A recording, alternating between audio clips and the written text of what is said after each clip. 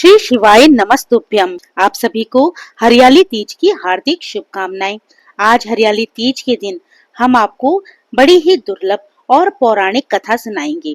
प्रिय भक्तों, कथा शुरू करने से पहले हम भगवान शिव और माँ पार्वती का ध्यान करते हैं। मैं अपने हृदय में भगवान शिव और माता पार्वती का ध्यान करती हूँ, जो सृष्टि के आदि और अनंत स्वरूप हैं। भगवान शिव शांत, गंभीर और करुणामय हैं, जिनके मस्तक पर चंद्र विद्यमान है, जिनकी जटाओं से गंगा प्रवाहित होती है। वे त्रिनेत्रधारी, त्रिशूलधारी, संहारक होते हुए भी प्रेम और तपस्या के प्रतीक हैं। वे प्रभु हमारी सदा सर्वदा रक्षा करें। माता पार्वती प्रेम, शक्ति और समर्पण की मूर्ति है, जो शिव की अर्धांगिनी होकर भी स्वयं संपूर्ण ब्रह्मांड की जननी है। शिव और शक्ति का ये दिव्य संगम जीवन के हर दुख को हरता है और साधक को शांति, शक्ति और भक्ति का मार्ग दिखाता है। उनके ध्यान से मन शांत होता है, आत्मा पवित्र होती है और जीवन में एक दिव्य ऊर्जा का संचार होता है। तो उन्हीं शिव और पार्वती जी के चरणों में ध्यान लगाते हुए चलिए आज की कथा का रसपान करते हैं।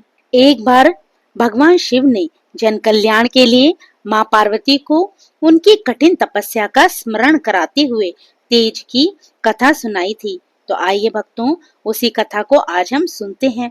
बेहद ही सुंदर कैलाश पर्वत के सुंदर शिखर पर बैठी हुई माता पार्वती जी ने महादेव जी से पूछा कि हे महेश्वर, मुझसे आप वे गुप्त से गुप्त व्रत या पूजन बताइए, जो सभी के लिए सरल और महान फल देने वाला हो। हे नाथ, यदि आप मुझसे प्रसन्न हैं, आप मुझे उस व्रत का विधान बताइए। हे जगन्नाथ, किस जप, तप या दान आदि से मध्य और अंत रहित आप जैसे महाप्रभु मुझे प्राप्त हुए हैं? कौन से व्रत, तप या दान के पुण्य फल से आप मुझे वर के रूप में मिले? महादेव जी बोले कि हे देवी, सुनो, मैं आपके सामने उस व्रत के बारे में कहता हूँ जो परम गुप्त है, लेकिन आपके प्रेम के वशीभूत होकर मैं आपको बताता हूँ।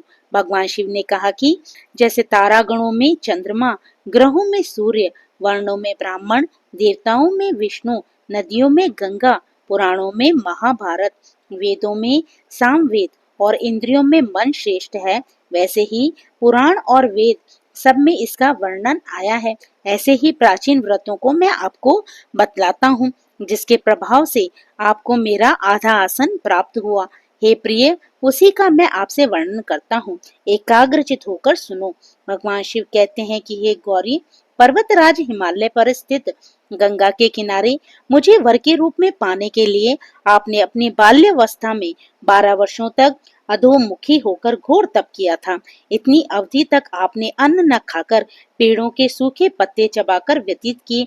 माघ की विकराल सर्दी में आपने निरंतर जल में प्रवेश करके तप किया। वैशाख की जला देने वाली गर्मी में आपने पंचाग्नि से शरीर को तपाया।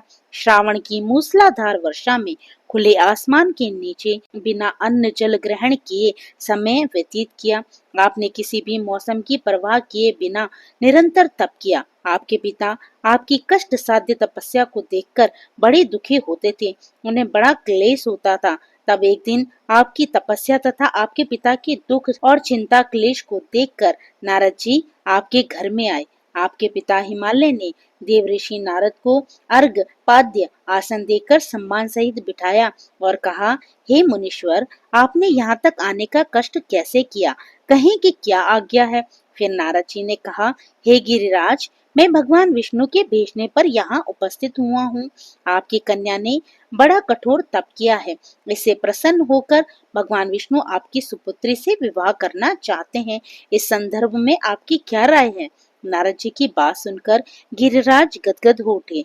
वे प्रसन्नचित होकर बोले, श्रीमान, यदि स्वयं भगवान विष्णु मेरी कन्या का वरण करना चाहते हैं, तो भला इसमें मुझे क्या आपत्ति हो सकती है? वे तो साक्षात ब्रह्म हैं। हे महर्षि, ये तो हर पिता की इच्छा होती है कि उसकी पुत्री सुख संपदा से युक्त पति के घर की लक्ष्मी बने।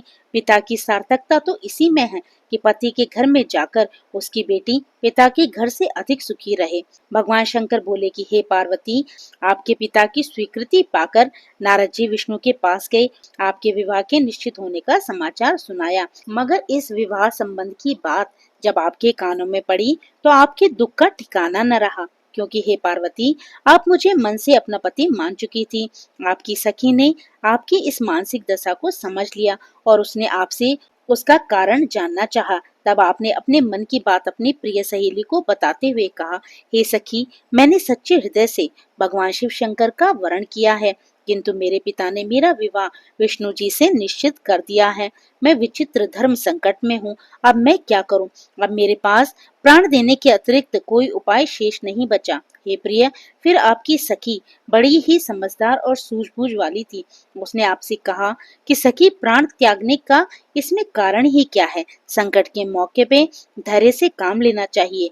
नारी की जीवन की सार्थकता इसी में है कि पति रूप में हृदय से जिसे एक बार स्वीकार कर लिया, जीवन पर्यंत उसी से निर्वाह करें। सच्ची आस्था और निष्ठा के समक्ष तो ईश्वर को भी समर्पण करना पड़ता है।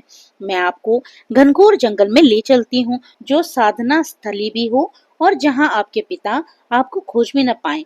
वहाँ आप साधना में लीन हो जाना। मुझे विश्वास है कि ईश्वर अवश्य ही आपकी सहायता करेंगे। फिर भगवान शंकर बोले कि हे पार्वती, तब आपकी सहेली ने आपकी सहायता के लिए आपको एक ऐसे घने वन में छुपा दिया जहाँ तक आपके पिता कभी नहीं पहुँच सकते थे। वहाँ आप तपस्या करने लगी। आपके पिता आपको घर पर न पाकर बड़े दुखी तथा चिंतित हुए। वे सोचने लगे कि आप जाने कहाँ चली गईं। आपके लुप्त होने से आपके पिता पर्वतराज चिंतित होकर सोचने लगे कि यदि इसी बीच में भगवान विष्णु बैकुंठ से बारात लेकर हिमालय पर आ गए तो क्या होगा। कन्या पक्ष की ओर से ही विवाह के लिए स्वीकृति दी गई थी, पर यदि कन्या ही नहीं होगी तो कहीं भगवान श्री विष्णु हमें झूठा समझकर दंडित न कर दें। यही सोचकर आपके पिता ने आपकी खोज में धरती पाताल एक कर दिए, पर आप उन्हें नहीं मिली। इधर आपकी खोज होती रही और उधर आप अपनी सखी के साथ नदी के तट पर एक गुफा में मेरी आराधना में दिन रात लीन रही। वहां आपने रेत के शिवलिंग का निर्माण करके व्रत किया। रात भर मेरी स्तुति के गीत गाकर जागी रही। आपकी इस कष्ट साध्य तपस्या के प्रभाव से मेरा आसन डोलने लगा। मेरी समाधि टूट गई। मैं तुरंत आपके सामने जा पहुंचा और आपकी तपस्या से प्रसन्न होकर आपको वर मांगने के लिए कहा। हे पार्वती, तब आपने अपनी तपस्या के फलस्वरूप मुझे अपने सामने पाकर मुझसे कहा, मैं हृदय से आपको पति के रूप में वरण कर चुकी हूँ। यदि आप सचमुच मेरी तपस्या से प्रसन्न होकर यहाँ पधारे हैं तो मुझे अपनी अर्धांगिनी के रूप में स्वीकार कर लीजिए। तब मैंने तथास्तु कहकर आपको वापस लौटाया। प्रातः होते ही आपने पूजा की समस्त सामग्री को नदी में प्रवाहित करके व्रत का पारण किया। उसी समय अपने मित्र, बंधु व दरबारियों सहित आपके पिता गिरिराज आपको खोजते खोजते वहां तक आ पहुँचे और आपकी इस कष्ट साध्य तपस्या का कारण तथा उद्देश्य पूछा। उस समय आपकी दशा को देखकर गिरिराज अत्यधिक दुखी हुए और पीड़ा के कारण उनकी आंखों में आंसू उमड़ आए। आपने उनके आंसू पोंछते हुए विनम्र स्वर से कहा, हे पिताजी, मैंने अपने जीवन का अधिकांश समय शिव शंकर को अपने पति के रूप में पाने के लिए तपस्या में बिताया है और आज मेरी तपस्या सफल हुई है। हे पार्वती, आपने हर्षित होकर अपने पिता को कहा कि शिवजी ने मेरा वरण कर लिया है। उन्होंने मुझे आज वरदान दिया है कि वह मुझसे विवाह अवश्य करेंगी। मेरी इस तपस्या का उद्देश्य केवल यही था कि मैं महादेव जी को पति के रूप में पाना चाहती थी। हे पिताजी, आज मैं अपनी तपस्या की कसौटी पर खरी उतरी हूँ। आप क्योंकि विष्णु जी से मेरा विवाह करने का निर्णय ले चुके थे, इसलिए मैंने अपने आराध्य की खोज में घर छोड़ दिया। इसलिए हे पिताश्री, मैं आपके साथ एक शर्त पर ही घर वापस चलूंगी कि यदि आप मेरा विवाह विष्णु जी से नहीं बल्कि शिव जी से कराने के लिए राजी हो जाएंगे। हे पार्वती, आपके इतना कहने पर भी पर्वतराज आपकी शर्त मानने को तैयार नहीं थे, परंतु आपकी हट और तप के आगे आपके पिता की एक न चली और वह आपकी शर्त मान गए और आपको घर ले गए। कुछ समय के पश्चात शास्त्रोक्त विधि विधान पूर्वक हम दोनों को विवाह सूत्र में बांध दिया। भगवान शिव ने आगे कहा कि हे पार्वती, सावन मास के शुक्ल पक्ष की तृतीया तिथि को आपने मेरी आराधना करके जो व्रत किया था, उसी के फलस्वरूप हम दोनों का विवाह हुआ है। भगवान शिव ने माता पार्वती से कहा कि जो भी स्त्रियां पूरी निष्ठा और श्रद्धा के साथ इस दिन व्रत करके आपकी पूजा करेंगी, मैं उन्हें अचल सुहाग प्रदान करूंगा। इसलिए सौभाग्य की इच्छा करने वाली प्रत्येक युवती को यह व्रत पूरी निष्ठा और आस्था के साथ करना चाहिए। सावन माह के शुक्ल पक्ष की तृतीया तिथि यानी हरियाली तीज के दिन ही भगवान शिव ने माता पार्वती को प्रकट होकर साक्षात दर्शन दिए थे और पार्वती माता को अपनी पत्नी के रूप में स्वीकार किया था और साथ ही उन्होंने पार्वती माता को हरियाली तीज के दिन ही वचन दिया था कि मैं शीघ्र ही आपसे विवाह करूंगा और इसलिए पति की लंबी उम्र, आदर्श जीवन साथी और सुखी वैवाहिक जीवन को प्राप्त करने के लिए महिलाएं हर वर्ष इस दिन व्रत और पूजा पाठ करती है। तो भक्तों, ये थी हरियाली तीज मनाने के पीछे की संपूर्ण कथा।